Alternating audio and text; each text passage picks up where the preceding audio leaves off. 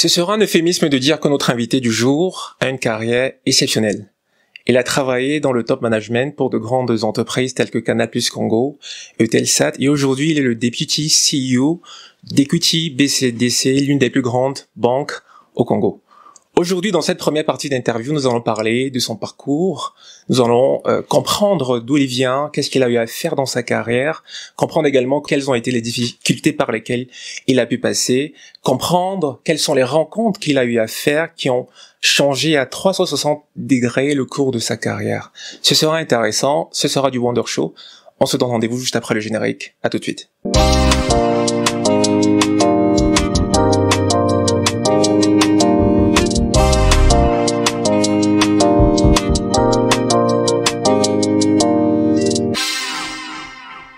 Bonjour Monsieur Tshipama et merci d'avoir accepté l'invitation. C'est un privilège de vous recevoir sur notre média Wonder Show. Bonjour et merci pour l'invitation. Est-ce que vous pouvez vous présenter pour les 2-3 personnes qui ne vous connaîtraient pas? Alors mon nom est Jean-Claude Tshipama, je suis congolais et fier de l'être. Je suis un citoyen du monde parce que vécu dans plusieurs pays dans le monde, 14 pays. J'ai parcouru 81 pays.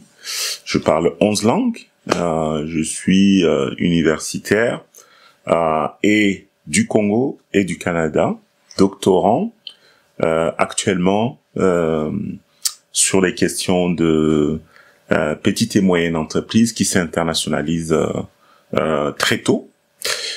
Je suis enseignant à l'université, directeur général délégué de Equity BCDC, la première banque de la RDC. Ensuite, dans le passé, j'ai été successivement directeur commercial, délégué commercial, et avant, j'étais agent au service à la clientèle. Je répondais au téléphone, auditeur en charge des missions à la Cour des comptes. Voilà, je suis marié à une seule femme et papa de 3 enfants. Présentation exceptionnelle, extraordinaire. Je vous propose dans cette partie de dérouler ensemble votre parcours. Il me semble que vous avez commencé par Bacodef, si je ne m'abuse, ensuite Celtel, en tant que CLS representative. De quoi est-ce qu'il était question à cette époque-là? Alors, j'avais 2 emplois en même temps quand j'ai commencé. J'étais assistant du professeur Mabi Mulumba, qui est l'ancien premier ministre en RDC. Donc j'étais auditeur en charge des missions à la Cour des comptes, mais en même temps j'étais représentant chez Bacodef. C'était un bureau de conseil et d'études en management, de paye, etc. que je gérais pour le professeur Mabi, pour le professeur Kazadindouba et professeur Lukusa Diabondo. Enfin, paix à leurs âmes. Les 2 derniers sont déjà décédés. Donc là-bas, mon travail, j'étais jeune, hein, je venais de finir mes études universitaires. C'était de l'apprentissage. Donc je répondais à la tâche, hein, comme un soldat. Monsieur, aujourd'hui vous allez faire ça, vous allez faire ça. J'étais rempli de plein de théories. Et donc c'était pour moi une belle opportunité d'entrer dans le milieu professionnel. D'accord. Ensuite, seulement ensuite que au lancement de Celtel, donc qui est, on va dire, l'ancêtre de Zen puis de Airtel aujourd'hui, j'étais délégué commercial. Donc non, d'abord agent du service à la clientèle. Je répondais au téléphone. Service client Celtel, bonjour, Jean-Claude au téléphone, en quoi je peux vous aider? Comme quoi, il faut jamais mépriser les faibles débuts. C'est très important parce que on accumule de la connaissance sur les connaissances théoriques que on a eues à l'université. Ça n'a pas traîné parce que rapidement je suis passé délégué commercial, je m'occupais des lancements commerciaux dans les villes de la RDC et En 2003, je vais lancer le projet CellPay, donc qui est la première recharge mobile, électronique et mobile money. Avec c'était un partenariat Celtel et CellPay, et de là propulsé manager puis directeur provincial du Congo central à l'époque, Bas-Congo, puis de l'est de la RDC, et 2005, fin 2005, j'ai commencé ma carrière internationale. Et d'après vous aujourd'hui, avec un peu de recul, qu'est-ce qui d'après vous a fait la différence et qui vous a permis d'être propulsé?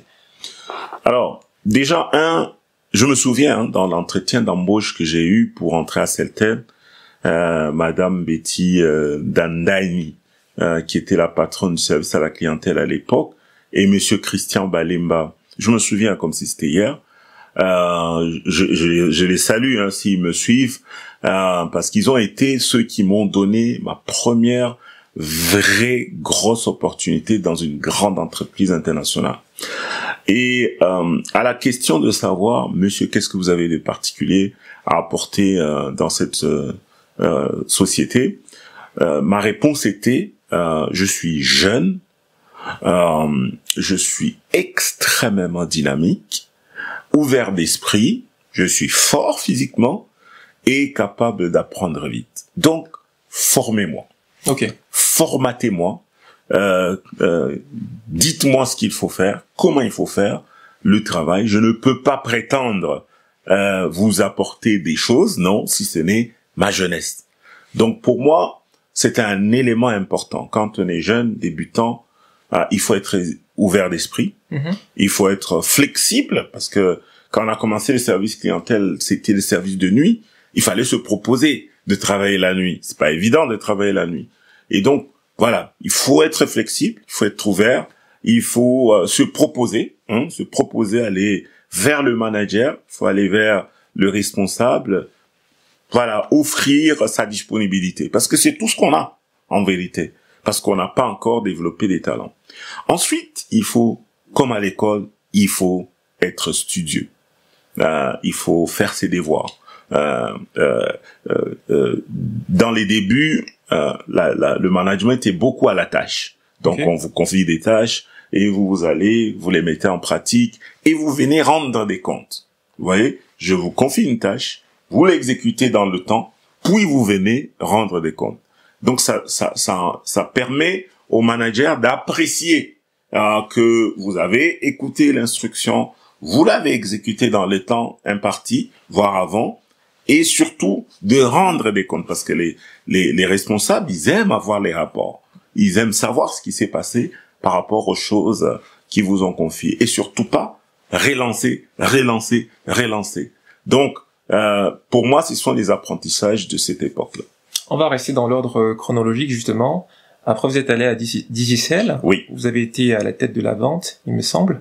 Puis, Canal+ Congo. Comment est-ce que ça s'est passé, justement, pour que vous arriviez à être le CEO de Canal+ Congo? Déjà, pour la raison fondamentale de mon départ de Celtel à l'époque, c'était le succès de CellPay. CellPay a été un vrai succès commercial. Un des premiers succès professionnels dans ma vie. Si vous voulez plus de détails, je vous recommande le livre Complice et audacieux. Là-dedans, je raconte un peu ce qui s'était passé. Cette étape-là m'a permis de me connecter avec des gens, des Hollandais qui étaient venus pour diriger ce projet-là. Et comme ils sont partis, donc ils sont arrivés chez Digicel, ils m'ont contacté en disant, tiens, ici on cherche des managers d'expérience. Or l'Afrique a des similarités avec les marchés des Caraïbes. Donc c'est comme ça que tout de suite je suis parti en Jamaïque. J'ai été affecté à Digicel Haïti et là-bas, franchement, l'expérience que j'avais en RDC, pour là-bas j'étais un extraterrestre. Ah ouais? Parce que le pays est quasiment, je sais pas, 300 fois plus grand que Haïti. Les procédures, l'expérience en tout cas en général à laquelle j'ai été exposé pendant mes années de Celtel là-bas, c'était voilà, j'étais un expert absolu. Okay. Donc, et ça m'a permis de faire de Digicel IT une des meilleures opérations dans les 24 pays dans les Caraïbes où Digicel était implanté. Ensuite, je vais quitter Microsoft, Celtel, ouais. Pour Microsoft. Ok. Je suis pas allé directement à Canal+. Non, je suis allé chez Microsoft. D'abord au Sénégal, puis Côte d'Ivoire, en charge de 19 pays. Okay. Là, j'étais responsable de la distribution. Okay. Donc, la vente auprès des tiers, donc des réseaux partenaires. Donc, cette expérience-là était riche, profonde, et m'a ouvert le monde. Vraiment, déjà à Digicel, j'avais plus ou moins 37 nationalités avec qui j'échangeais. Et puis, je vais chez Microsoft. Bonjour les voyages, parce que gérer 19 pays, c'était un défi quand même logistique important. Ça m'a appris énormément à planifier, ça m'a appris à tenir des agendas, ça m'a appris à utiliser les moyens digitaux, parce que Microsoft était quand même en avance. Et donc, fort de ces expériences-là, Canal+, venant s'implanter en RDC, avait besoin de quelqu'un qui avait de l'expérience de gestion des grandes équipes, expérience des lancements, parce que pour Microsoft et pour Celtel, on a quand même eu des lancements de produits, notamment Windows 7, Office 2010. Donc c'était des gros lancements. Et comme Canal+ implanté en RDC avait besoin d'un directeur général qui avait de l'expérience de gestion des grandes équipes, qui était capable de représenter la marque Canal+ en RDC, parler aux autorités, etc. Et surtout, la capacité commerciale à driver et piloter la performance. Voilà comment je suis arrivé chez Canal+. Mais petite anecdote, quand le chasseur de tête va me contacter, en ce moment-là, j'étais physiquement en Australie et j'avais décliné la première offre de Canal+, parce que c'était une offre de directeur commercial. Comme quoi, dans la vie, il faut savoir qui l'on est. Il faut avoir défini ses objectifs, son plan de carrière. N'attends pas que ton employeur fasse, j'entends souvent ça. Ah, mais dans cette entreprise, je n'ai pas de plan de carrière, on m'en a pas proposé. L'employeur ne t'en proposera jamais. Enfin, très peu. Donc, tu dois prendre ta carrière entre tes mains. Il faut que tu sois capable de définir qui tu es et qu'est-ce que tu vas accomplir, dans quel délai de temps et quels sont les gaps que tu dois combler en termes de connaissances, en termes d'expérience, de formation, potentiellement de diplôme.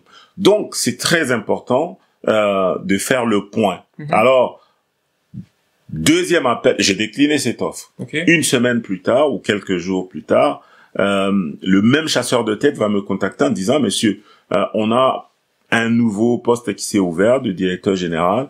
Est-ce que ça vous intéresse? J'ai dit oui. Donc, ça m'intéresse. Voilà comment s'est passé un peu brièvement le parcours jusqu'à Canal+. D'accord. Et ensuite, vous avez été à Eutelsat, puis aujourd'hui, député CEO d'Equity BCDC. De manière générale, on va dire que vous avez côtoyé le top management, et un jeune qui va regarder cette vidéo va se demander à quoi est-ce que ça ressemble finalement d'être un directeur, un grand patron. D'être en haut. À quoi est-ce que ça ressemble? Et surtout, je constate que vous avez eu à travailler dans des entreprises plus ou moins différentes, télécommunications, satellites, Microsoft avec l'informatique, etc. Est-ce qu'au final, quand on a ce niveau de responsabilité, est-ce que le domaine n'a plus vraiment trop d'importance? Disons que ce qui est important c'est d'avoir un métier. Il faut d'abord construire ce que Lominger appelle les compétences techniques. Donc, il faut avoir une expérience. Si vous êtes comptable, ben, vous êtes spécialiste de la comptabilité. Si vous êtes contrôleur des gestions, vous êtes spécialiste du contrôle des gestions.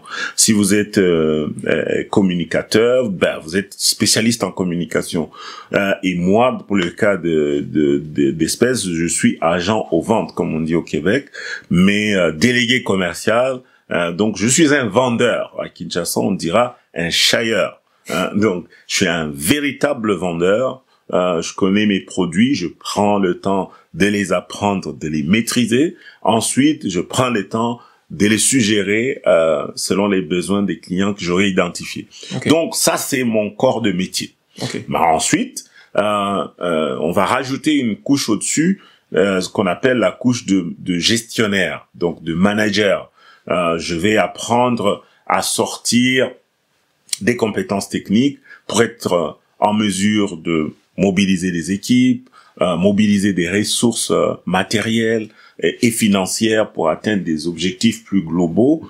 Et la couche de dessus, je vais aller dans un rôle plutôt de visionnaire, de représentant de l'entreprise, mais surtout des intérêts des actionnaires, de l'État, etc., etc. Donc, vous voyez, dans la hiérarchisation, en termes de capacité, je suis technique, je suis gestionnaire, puis je suis dirigeant. Donc, ça veut dire que pour arriver en haut, il faut avoir conscience des 3 étapes. 3 étapes. C'est très important. Si ces 3 étapes ne sont pas clairement structurées, travaillées, équipées, malheureusement, ça va être difficile.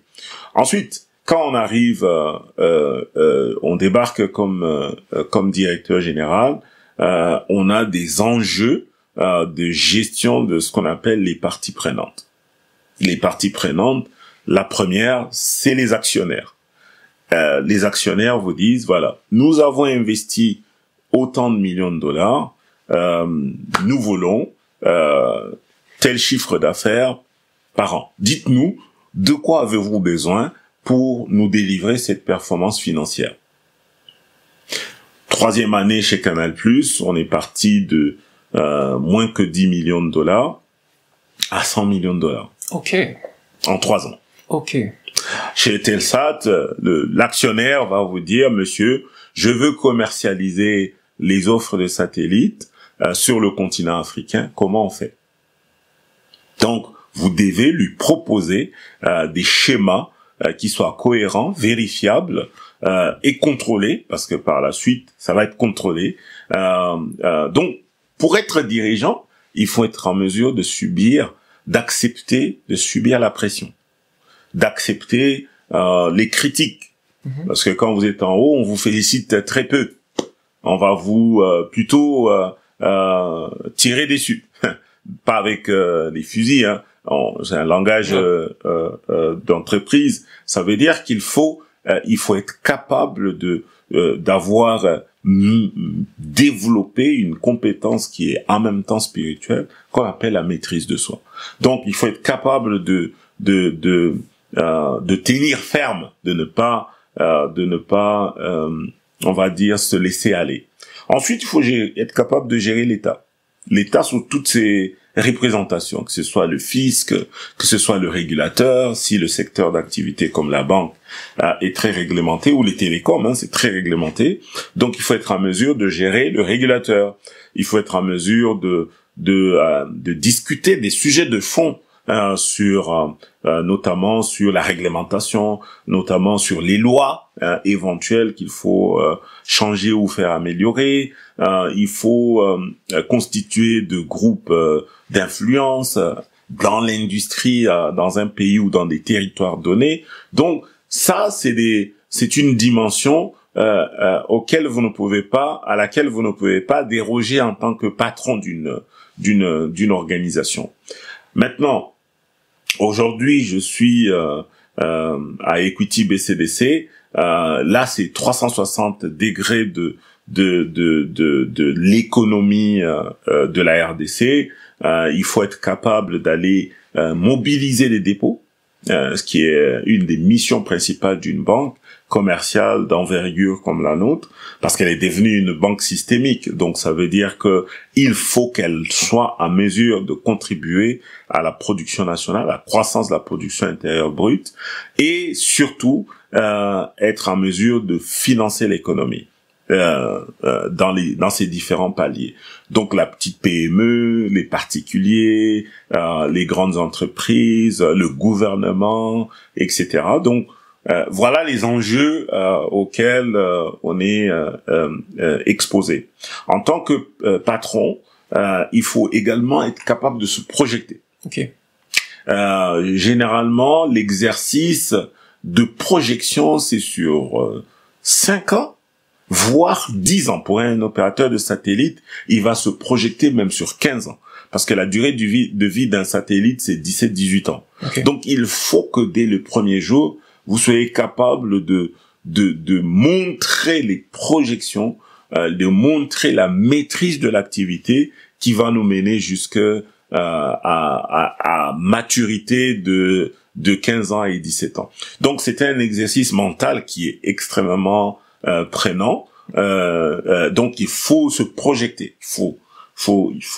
C'est pour ça qu'il faut aimer les maths. Hein, vous qui êtes encore à l'école, il y a ce qu'on appelle l'intelligence mathématique, de être en mesure de conceptualiser les choses de manière abstraite, de se projeter dans le temps en contrôlant les moyens de la performance. Donc finalement c'est un exercice quand même très complexe, très complexe. Qui est complexe. Aujourd'hui, vous êtes grand patron. On pourrait dire en fait que vous avez réussi sur le plan professionnel. Mais j'aimerais quand même savoir, est-ce que durant le cours de votre carrière, vous avez eu des doutes, des peurs, des craintes, vous avez parfois voulu abandonner, et surtout comment est-ce que vous avez réussi à transcender ces moments-là? Les défis font partie du quotidien d'un employé, d'un manager ou un dirigeant, à quelque niveau que l'on soit. Il y a des défis de toutes sortes qui peuvent se présenter. Il y a des échecs, il y a des choses qu'on a essayées et qui n'ont pas fonctionné. Il faut être capable de step back, comme disaient les anglophones, de prendre du recul et de proposer des nouveaux plans. Donc ça c'est quelque chose qu'il faut avoir. Il faut être capable de s'ouvrir et d'écouter les suggestions. Je peux vous dire que même un chauffeur, il peut vous donner une bonne idée, hein. Même un employé subalterne peut vous donner. Il faut pas être prétentieux, hein. Faut pas être prétentieux. Il faut être humble suffisamment et à l'écoute de son organisation. La conscience par rapport à ça. Il y a des échecs de parcours. Je me rappelle en 2001, je pense, j'avais été dégradé. J'étais au service commercial. Ensuite, j'ai été dégradé par une incompréhension avec celui qui était mon manager à l'époque. Et j'ai été dégradé. J'ai pleuré. Et puis, je me suis ressaisi. Donc, la capacité d'être résilient, rebondir et construire sur l'échec afin de s'améliorer soi-même, mais surtout aussi d'améliorer la perception que les gens ont sur vous. Donc ça, c'est des choses. On peut avoir des défis personnels de santé. Plus vous montez, vous avez moins de temps, vous mangez en désordre, etc. Vous voyagez, vous dormez peu, etc. Donc, des enjeux de santé, hypertension, ça c'est la maladie de tous les managers, de l'embonpoint, du cholestérol parce qu'ils mangent tout le temps en restaurant et puis parfois gras. Mais ça, il faut, comme en 2020, j'ai pris conscience que, tiens, j'avais un problème de santé qui commençait à s'installer. Je me suis décidé de perdre 25 kilos. Et voyez, j'ai perdu 25 kilos. Ouais. En l'espace de 6 mois. Ok. Ouais. Et j'ai maintenu ce nouveau poids donc le nouveau moi que vous voyez depuis 3 ans maintenant. Donc et ça a plutôt bien fonctionné. Donc c'est la capacité, autant je mobilise des ressources pour driver de la performance en grande entreprise, je dois être capable de me gérer moi-même. Il faut être en mesure de gérer les critiques, la jalousie, les fausses accusations. Ça, c'est des choses, c'est le quotidien des managers, des dirigeants, etc. Mais il faut que qu'on vous trouve droit dans vos chaussures, irréprochable, extrêmement diligent. Voilà. J'avais tellement de questions à vous poser. Je vous poserai une dernière question pour des soucis de temps. Je peux voir dans votre parcours que vous accordez une importance particulière à l'éducation, à la formation. J'ai par exemple constaté que vous avez plusieurs Executive Education Certificate à HEC Montréal, vous avez un MBA à McGill, vous avez un Certificate à Harvard en leadership et en gouvernance. Vous préparez en fait actuellement un PhD. Pourquoi est-ce que vous avez cette appétence là pour la connaissance, la formation? Alors parce que vous savez, les responsabilités, j'aspire, hein, et toi qui m'écoutes, toi aussi tu aspires à plus de responsabilités. Mais comment ça va se passer? Plus de responsabilités, donc il faut que je développe plus de capacités, plus de compétences. La compétence, elle va s'acquérir de 3 façons. Soit je vais à l'école, je m'instruis, alors c'est très théorique. 2, je fréquente des gens qui ont accompli ce que j'ai l'ambition de faire. Donc c'est pour ça que le MBA de McGill était très très intéressant, parce que là je vais fréquenter des DG, des CEO, des grandes entreprises en Amérique du Nord, et donc discuter des enjeux, que ce soit des enjeux de gouvernance, que des enjeux de performance des entreprises comme les leurs. Et donc cet échange-là permet, c'est ça que moi j'appelle fréquenter les aigles. Donc je dois être en mesure d'identifier des aigles et de les fréquenter. Parce que en les côtoyant, ça, je me permets de pouvoir acquérir de la connaissance. Ensuite, troisièmement, je dois absolument accumuler, en québécois on dit du millage. Millage, ça veut dire de l'expérience. Et ça, à chaque poste, vous avez besoin entre 4 et 8 ans, selon vos capacités, pour le maîtriser. Ensuite, aspirer à des responsabilités au-dessus. Or, moi, comme je suis ambitieux, et donc je ne veux pas développer de la jalousie, parce que j'ai pas été promu ou choisi quelque part, je travaille par la base, je travaille par mon carnet de relations, et je travaille à passer du temps dans l'expérience, etc. Donc à la fin de la journée, souvent je suis trouvé compétent pour les postes supérieurs. Voilà comment ça s'est construit. Mesdames et messieurs, c'est sur ces propos que nous allons mettre un terme à cette première partie d'interview. On se retrouve pour une prochaine. À très bientôt.